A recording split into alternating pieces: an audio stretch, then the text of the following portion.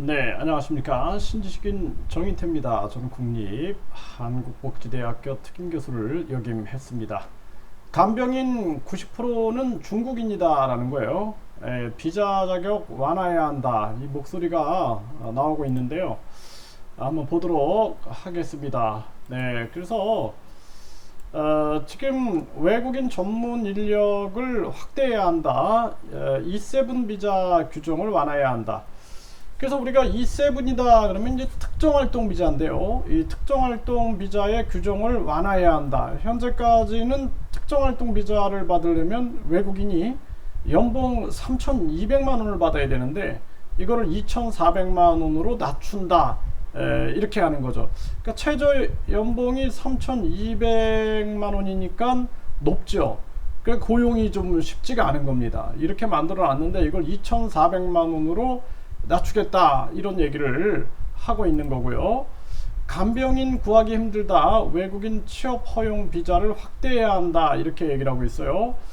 그래서 현재 같은 경우에는 간병인들이 지금 90%가 중국인이다. 이렇게 얘기를 하고 있어요. 중국의 조선족 분들이 하고 계시는 거죠. 그래서 이 저출산 고령화의 간병인 수요가 커서 2026년에는 30만 명이 넘을 거다라는 거예요. 지금 중국인들 간병인이 20만 명이 지금 일을 하고 있는데 이게 이제 30만 명이 넘어갈 것이다 이렇게 얘기를 하고 있는 것입니다. 그래서 지금 이 간병인 문제가 지금 우리나라가 이 간병인이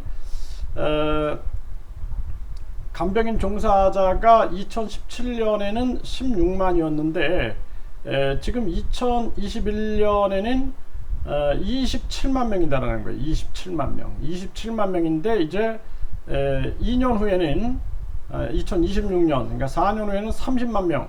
아마 제 생각엔 더 늘어날 것으로 보고 있습니다. 그래서 27만 명이다 이렇게 얘기하고 있고요. 이러한 정황인데 이러한 부분들이 지금 사실상 중국인들이 90%를 차지하고 있다라는 거죠. 90%는 중국 조선족 분들이 하고 있고 나머지는 또 고려인 동포, 고려인 분들이 담당하고 있다라는 거죠. 그래서 이게 이제 왜 이런 현상이 일어나느냐라고 분석을 해보면은 방문 취업 비자를 줬어요. 방문 취업 뭐 우리 저 해외 동포다 그래갖고 중국 조선족 중국의 조선족들 또 고려인들한테 방문 취업 비자 H2 비자를 줬고 그리고 동포 비자라 그래가지고 F4 비자를 허용을 했단 말이죠. 그러다 보니까 이렇게 많아지고 있는 거예요. 그래서 이제 심지어는 지금 간병인 법정 및 업무 자격 기준 동남아 인력 수급 필요하다. 이제 제가 이런 칼럼을 많이 쓰다 보니까 그걸 보고 이제 연락을 하시는 분들이 많고 뭐 요양보호사 협회라든지 뭐 이런 데서 저를 찾아오고 또 이쪽 분야에 근무하시는 뭐 의사분들이라든지 이런 분들이 연락을 많이 하는데 이분들 얘기 또 이 한국인으로서 간병인으로 근무하는 이러한 분들의 얘기를 들어보면은 그런 얘기들을 많이 해요. 이제 중국인들이 다 차지하고 있기 때문에 그분들 통해서 취업하는 수밖에 없다. 그러니까 완전히 이제 중국인들이 운영하는 그런 직업 소개소를 통해서 취업하는 수밖에 없고 그리고 이제 그러다 보니까 여러 가지 이제 문제점들이 드러나고 있다라는 거죠. 항상 물이 고이면 썩기 마련이죠. 그래서 지금 이제 동남아 인력 수급이 필요하다. 제가 이거 뭐 몇 년 전부터 칼럼을 썼어요. 네, 그래서 왜 제가 칼럼을 썼냐면은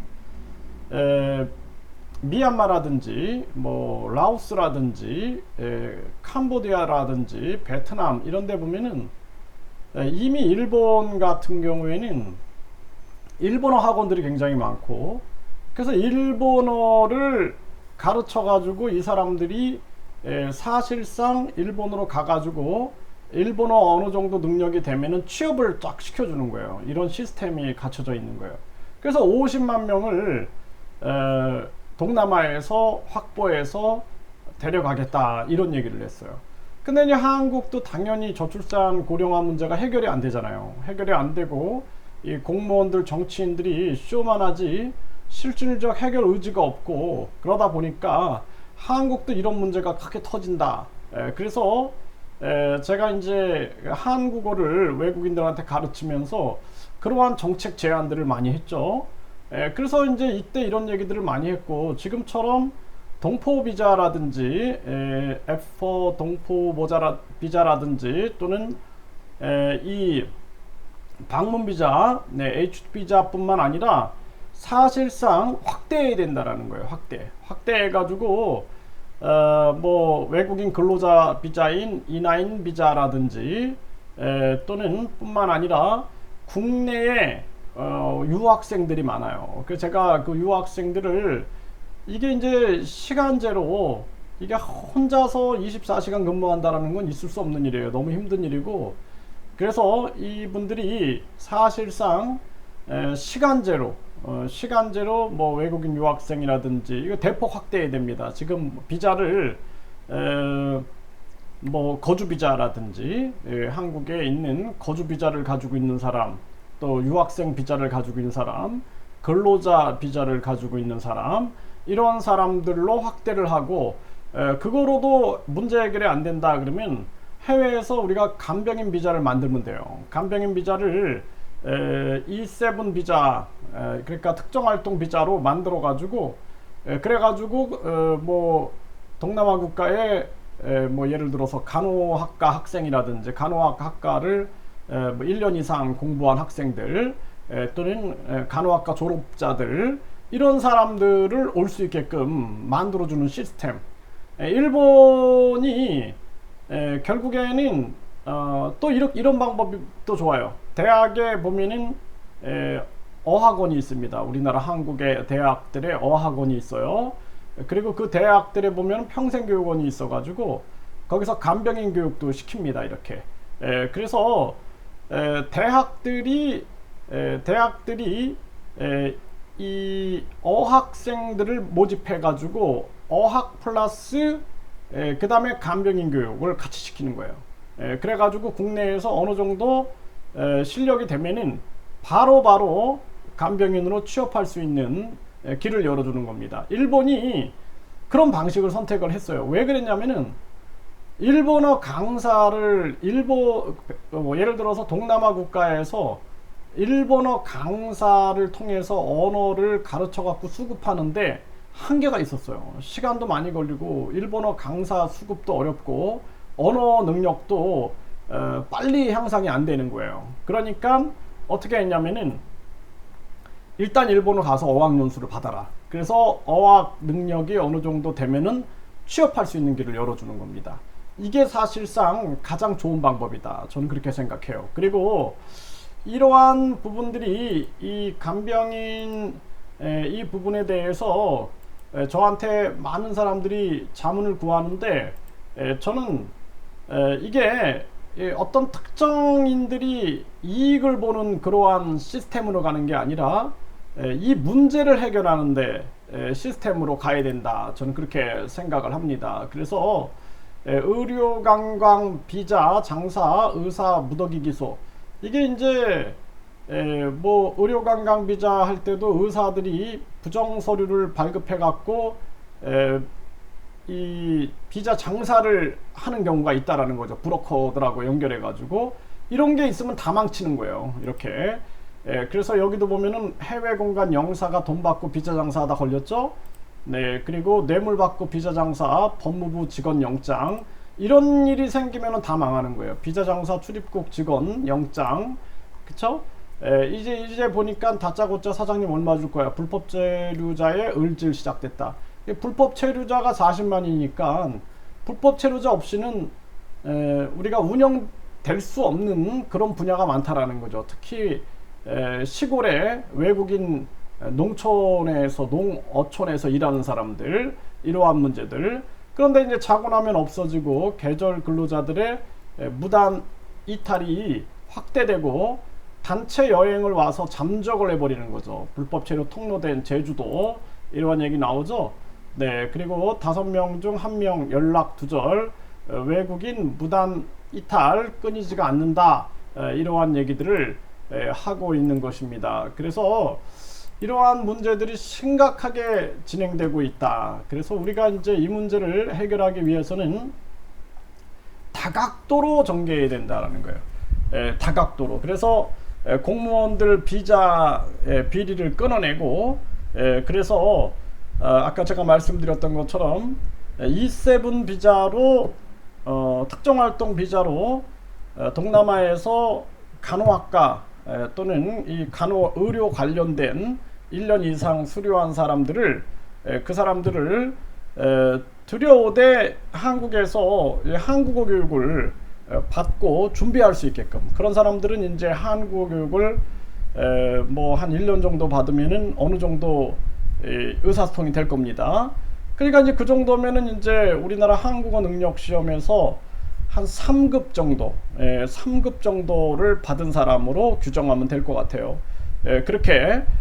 그래서 뭐 이제 그 동남아 국가에서도 한국어 능력 시험 3급 이상 있다. 그러면 그런 사람들은 간병인 교육을 받으면 되겠죠. 네, 그래서 한국에 뭐 예를 들어서 대학교 평생교육원의 그 요양보호사 교육원이라든지, 또는 그냥 요양보호사 교육원들이 많아요. 직업전문학교에도.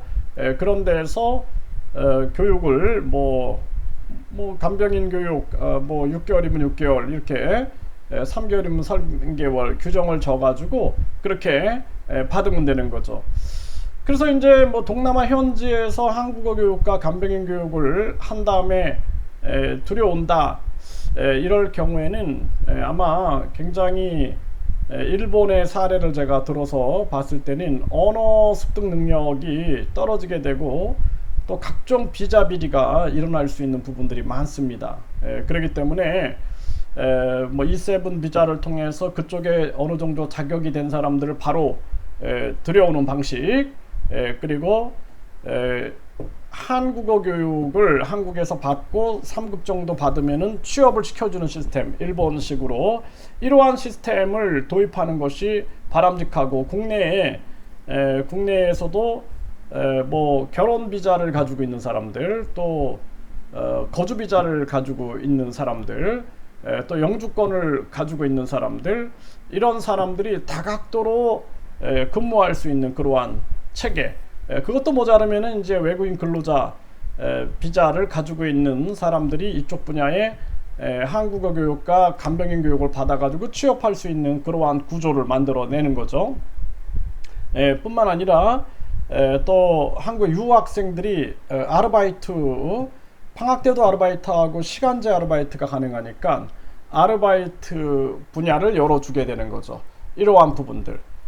그리고 또 뭐 자격 기준을 만들어 놓고 대폭 문을 열어서 이 90%가 중국인으로 인하여 발생되는 이런 문제에 대해서 다변화시켜야 된다. 뭐 중국에서 코로나 문제 터지니까 이 간병인 문제 굉장히 크게 터졌죠. 다변화시켜야 된다.